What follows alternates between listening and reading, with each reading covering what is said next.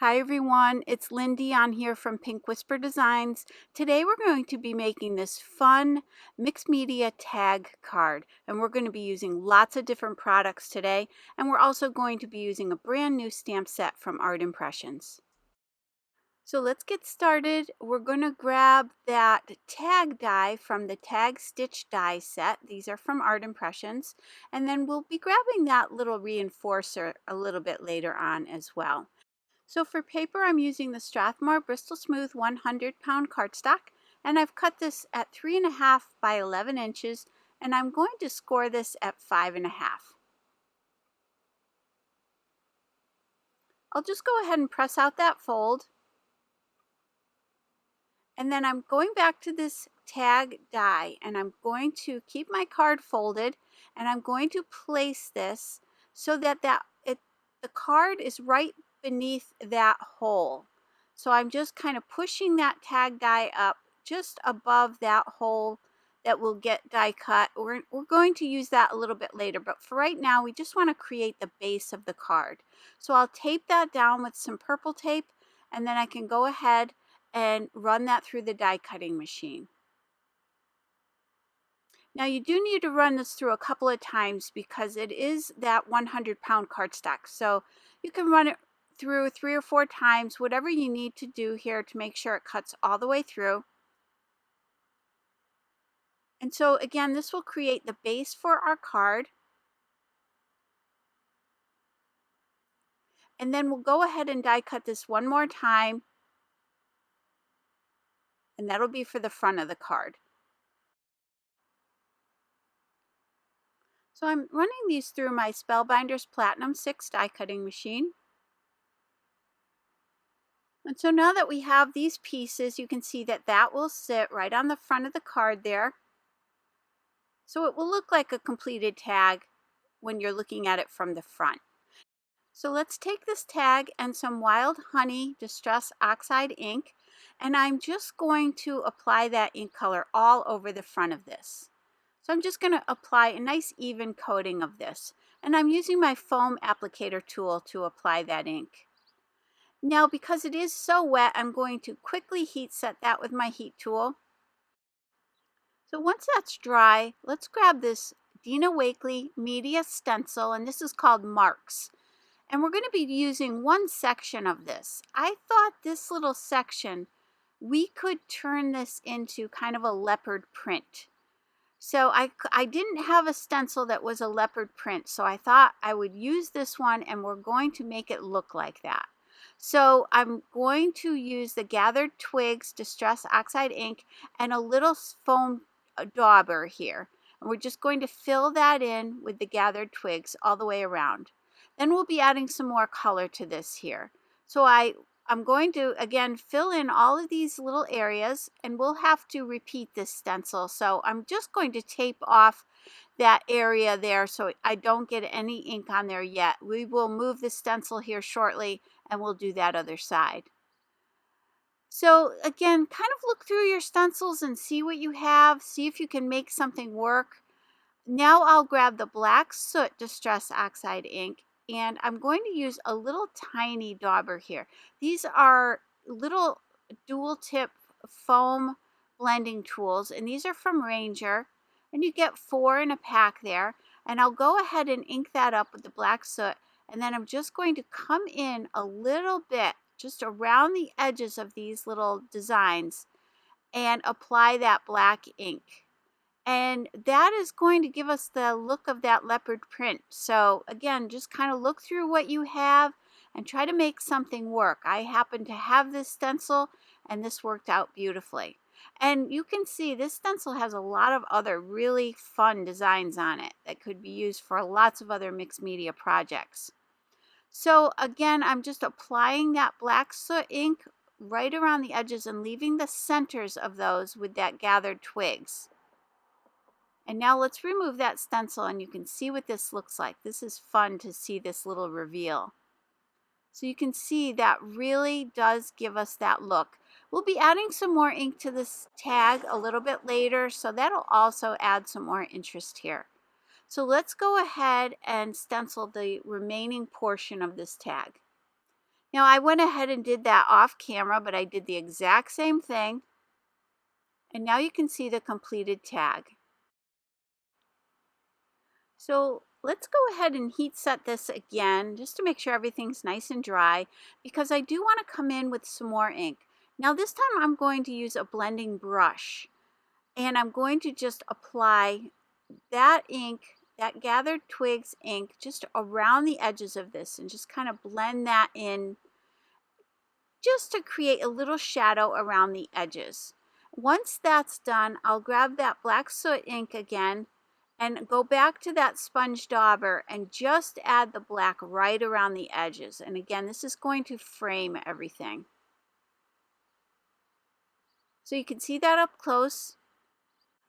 So for a little bit of sparkle and to add a little more interest, I'm using the Distress Mica sprays from Tim Holtz, and this one is called Tarnished Brass. And these, again, will give you that nice metallic, sparkly effect.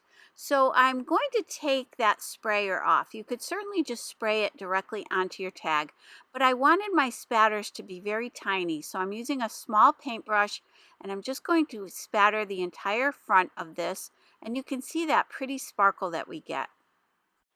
So for stamps today, we're using that brand new art impression set, and this is called Sassy Laugh Lines. And this has the most wonderful sentiments on it, and they're all so cute and funny. And then we have that adorable little sassy lady that we're going to be using today. So let's go ahead and color this little lady in, and I'm going to start off with the light brown, and I'm using my Zig Clean Color Real Brush pens to do my coloring, and these are a water-based marker. And for blending, I'll use the Zig Blender pen. But you could certainly use a water brush here as well, because these are a water-based marker. So I'm just going to quickly add a little color here to her sweater. And then we'll use that same color on her skirt.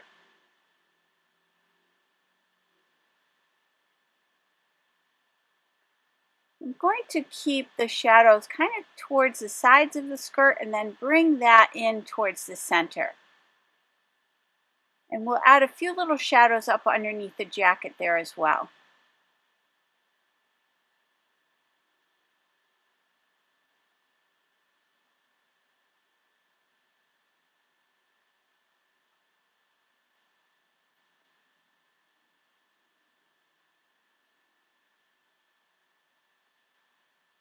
Now I'm using that same color to do the little cuffs on the sleeves of her jacket. And then I'll use that color on the collar as well. Now you can always refer to the packaging to do your coloring, because the packaging is done really cute. Packaging always has really great ideas for coloring as far as shadowing and all of that. So you can always refer to that if you're not sure what to do. So here I added some black to the shoes, and then a little bit on that lacy border on the bottom of her skirt. And then I'm going to use that same black for her hat.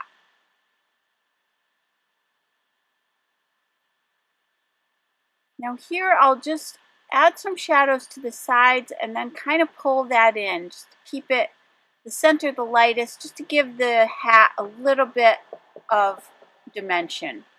And now I've gone to the light gray. I'm going to keep this little boa in mostly white, so I'm just going to use the light gray to add a few shadows here.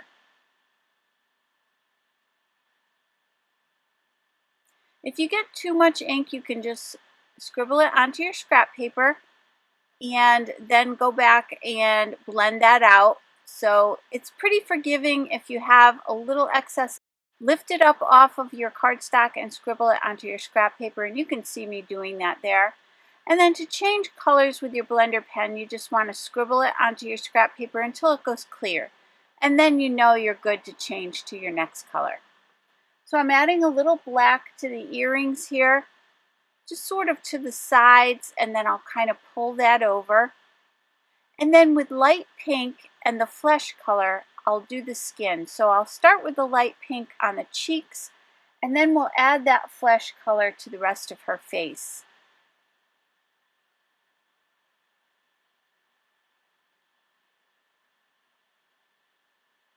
And then I'll go back to the blender to blend that a little bit better. You can always come in and add a little bit more pink there.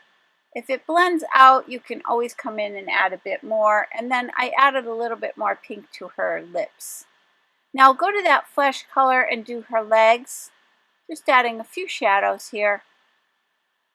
So some really quick and simple coloring here is what I'm doing.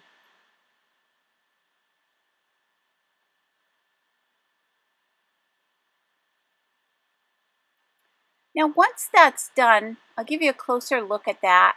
I'm going to cut this out. This does not come with a die, so I'm going to go ahead and use my detail scissors and just cut around her. And I will leave a little white border all the way around. So let's go back to the Gathered Twigs Distress Oxide ink and a little foam dauber. And I'm going to add a little bit of that color around the edges of my 3 sentiments. And then I'll back these with some black cardstock. And I've chosen Classy and Fabulous, Beauty is Power, and The Queen. And those again are all from that same stamp set that I showed you before. And for paper, I'm using the metallic paper from the Tim Holtz Idea-ology collection. And I've got the gold here. So we're going to die cut that tag and that little reinforcer. I like to put a little piece of scrap paper down when I'm running my metallic papers through, just to make sure they don't get all marked up or get smudged. So now I'm going to tear off the corner of this tag, and I'm just kind of pulling that paper towards me. I want to leave that pretty Kraft cardstock showing, because the back side of this metallic paper is the Kraft cardstock. And so that will allow me to add a little bit of ink along that edge. And I'm going back to the Gathered Twigs, and I'll just add a little bit of color there. You can see that there. So we can go ahead and just buff off any excess ink that got onto the metallic cardstock, just using a paper towel there and just buffing that away.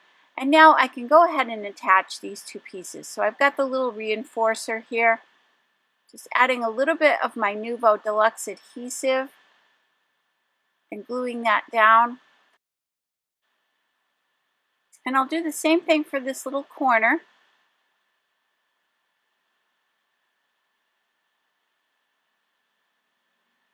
And I'm sliding it in from the edge just a little bit. I want to keep that black edge there. So I've just slid it in towards the middle just slightly.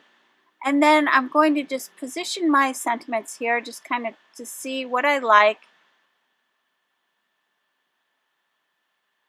So that looks pretty good. I'm going to go ahead and glue these in place. So I'll glue the 3 sentiments flat, and then we'll pop up this little lady just to give her a little bit more dimension. So what we're looking for here is a lot of different interest and texture just by the different mediums that we use. We'll be adding a few more things here in a minute.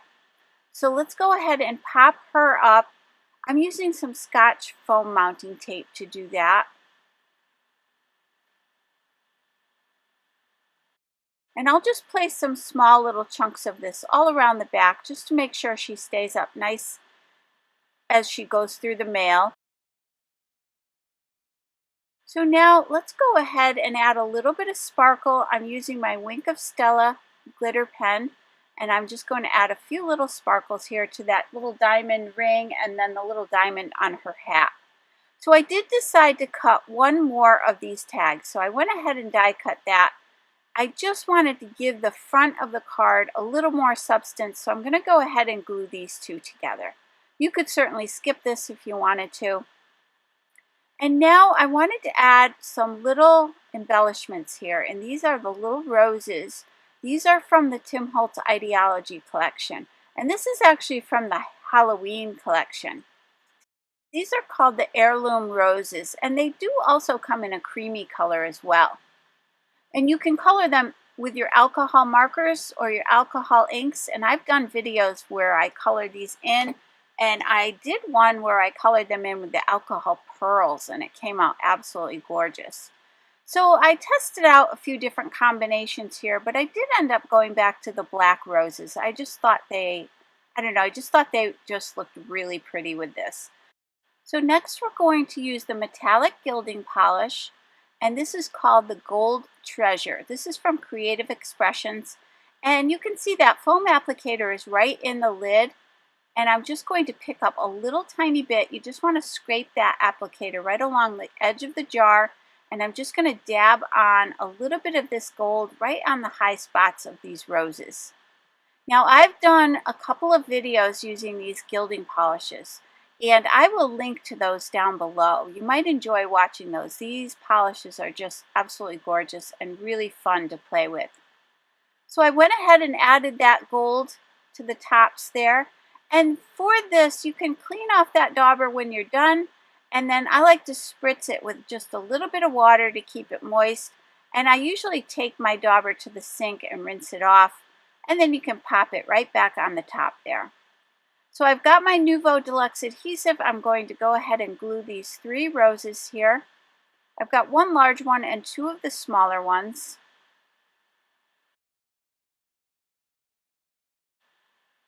So let's go ahead and attach this to the front of our card base. And I'll just apply glue all over the front of this. And now we can just line these up on the table here and just make sure that everything's lined up really well and press that out. So that's going to create our little card. Now you could skip the card if you just wanted a tag. You could place the tag onto a larger card or in an altered book or in a journal, so that would be fun as well. So now I'm going back to the Tim Holtz Idea-ology, and these are the velvet trims, and these are the neutral colors. And I'm going to be using the black. But a lot of those different colors on there would work really well. So any of those colors I think would be a great choice. So I'm going to go ahead and fold that in half and slide it from the front towards the back, and then I'll just loop those 2 ends through and just pull that up. Now once I had done that, I'm going to just trim away those edges just on a little bit of an angle, but I did decide I wanted to add a little embellishment here, because we are going for a mixed media tag. So I'm going to add these antique gems. These again are from the Tim Holtz Idea-ology collection, and these are like vintage looking little diamond gems. They're just so pretty. So I'm going to grab some gold twine. This is just like an embroidery floss, and I'm going to triple this up because it is so thin. I don't want it to break, so I'm going to use 3 pieces of this. And also, it'll look a lot prettier when we tie it into a bow.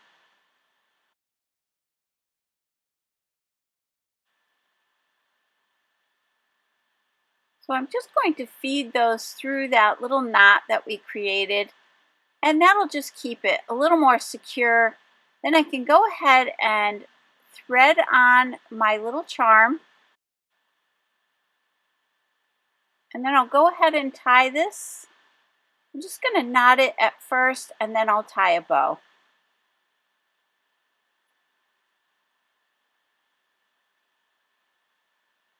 I'm using my reverse tweezers just to hold that in place while I tie that bow. It's a lot easier. It's sort of like an extra pair of hands, so it just kind of holds it in place while I tie this. So once that was tied, I'm using my multi-medium matte glue. This is from Ranger, and this is a super strong adhesive. I'm going to put a little bit onto my scrap paper, and then I'm using a small paintbrush, and I'm just going to paint some on the knot there. I just don't want this to come apart.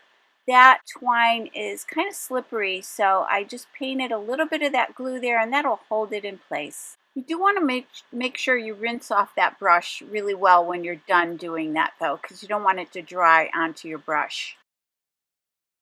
So let's go ahead and take a closer look at the finished card. And just as a quick reminder, I have all the products we used today listed and linked down below and also on my blog. So here you can see all this beautiful texture we have, from the mica sprays to these beautiful roses with the metallic finish that we put on them, to the diamond gem and the twine and that beautiful velvet ribbon. So I really hope you enjoyed today's video. If you did, please hit the like button and subscribe. And don't forget to hit that notification bell so that you don't miss a single video. Thank you so much for joining me today. I hope you all have a great day. Take care. Bye-bye.